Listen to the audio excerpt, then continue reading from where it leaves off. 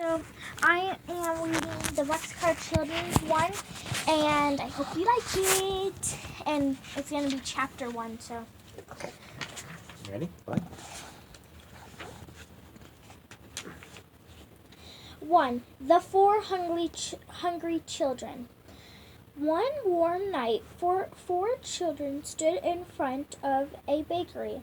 No one knew them. No one knew they had come from. Where they come from. The baker's wife saw them first as they stood looking at the window of her store. Remember, period after store. Stop for a second, then go on. Of her store. The little boy was looking at the cakes. The big boy was looking at the lovely loaves of bread. Good. And 2 girls were looking at the cookies. Now the baker's wife did not like children. She did not like boys at all. So she came to the front of the bakery and listened, looking very cross. The cake is good, Jessie, the little boy said. He was about 5 years old. Yes, Benny said, the big girl, but bread is better for you. Isn't it, Henry? Oh, yes, said Henry. We must have some bread and cake. Cake is not good for Benny and Violet. You're right. I like bread best anyway, said Violet. She was about 10 years old, and she had pretty brown hair and brown eyes smiling at her. Let's go into the bakery. Maybe they will let us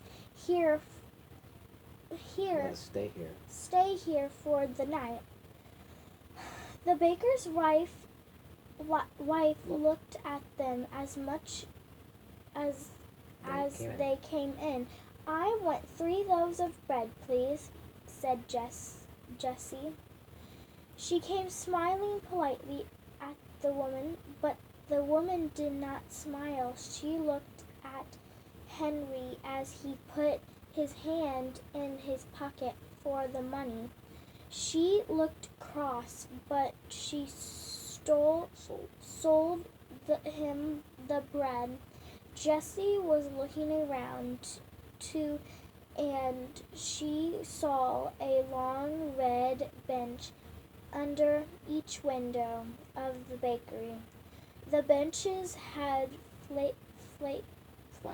flat red pillows on them. Will you let us stay here for the night? Jessie asked. We could sleep on those benches, and tomorrow we would help you wash the dishes and do the things for you. Now the woman liked this. She did not like to wash the dishes very well. She would like to have a big boy to help her with her work. Where are your father and mother? She said. They are dead, said Henry. We have a grandfather and Greenfield, but we don't like him, said Benny. Jessie put her hand over the little boy's mouth before he could say more. Oh, Benny, keep still, she said. Why don't you like your grandfather? Asked the woman. He's our father's father, and he didn't like our mother, said Henry, so we don't think he would like us. We are afraid he would be mean to us. Do you ever see him? Asked the woman. No, answered Henry. Then why do you think he would be mean to you? Asked the woman. Well, he never came to see us, said Henry. He doesn't like us at all. Where did you live before you came here? Asked the woman, but not one of the four children would tell her. Well, get along all right, said Jessie. We want to stay here for only one night. You may stay here tonight, said the woman at last, and tomorrow we'll see what we can do. Henry thanked her politely. We are all pretty tired and hungry, he said. The children sat down on the floor. Henry cut one of the loaves of bread into 4 pieces with his knife, and the children began to eat. Delicious, said Henry. Well, I've never said the woman, she went into the next room and shut the door. I'm glad she is gone, remarked Benny, eating his... She doesn't like us. She doesn't like us.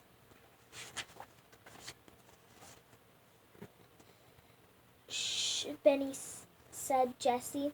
She is good to let us sleep here after supper.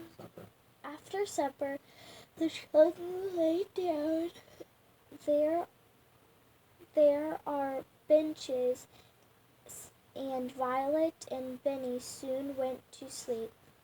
But Jessie and Henry could hear the woman talking to the baker. She said, I'll keep the 3 older children. They can help me, but the little boy must go to the children's home.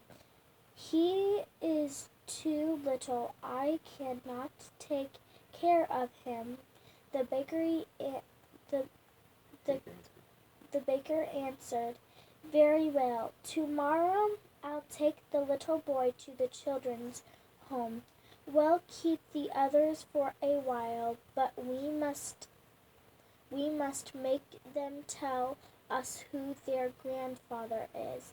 Jessie and Henry waited until the baker and his wife had gone to bed. Then they sat up in the dark. Oh, Henry whispered. Jessie, let's run away from here. Yes, indeed, said Henry. We'll never let Benny go to the children's home. Never, never. We must be far away by morning, or they will find us. But we must not leave Jessie. We must leave any of our things here. Jessie sat down still, thinking. Our clothes and a cake of soup and towels are in the big laundry bag. She said, Violet has her little work bag and we have 2 loaves of bread left.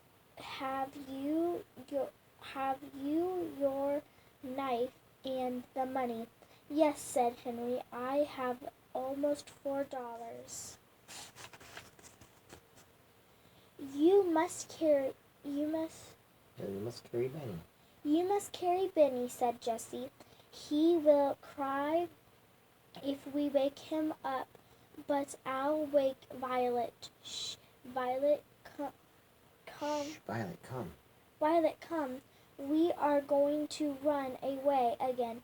If we don't run away, the bakery will take Benny to the children's home in the morning." The little girl woke up at once. She sat up and rolled off the bench. She did not make any noises. "What shall I do?" she whispered softly.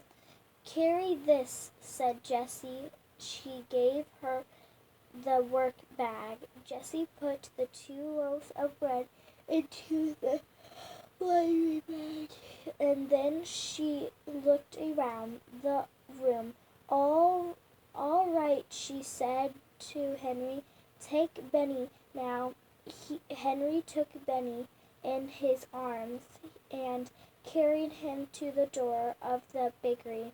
Jessie took the laundry bag and opened the door very softly, and the children went out quickly. They did not say a word. Jessie shut the door, and they all listened. Everything was very quiet, so the 4 children went down the stairs. The street. Okay, this is chapter 2, so we can stop there. Chapter 2. Okay. Good job. I'm proud of you. Yay, Stand up. I did it. Thank you. Alrighty. And that is first chapter of the Boxcar Children that Gracie is reading to us. Okay, and then next time we are going to be on chapter 2, Night is Turned into Day. Okay, thanks everybody. Tell everybody bye.